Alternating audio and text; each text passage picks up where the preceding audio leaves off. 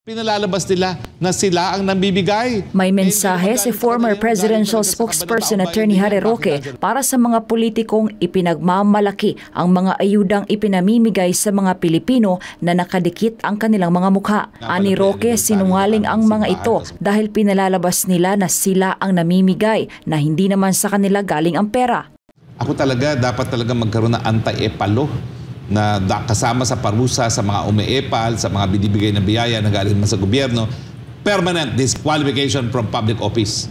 Kasi yan po ay isang palatandaan na sinungaling ang mga naglalagay ng mga mukha sa mga bagay-bagay na pinamumudmod sa taong bayan na galing naman sa kaban ng taong bayan. Sinabi ni Roque wala silang karapatan na ilagay ang kanilang mga mukha dahil pera ito mismo ng mamamayang Pilipino.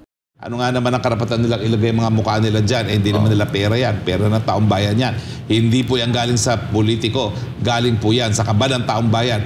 Para sa inyo po talaga yan. Sinabi rin ni Roque karapatan ng mga Pilipino ang makatanggap ng ayuda dahil ito ay obligasyon rin ng gobyerno.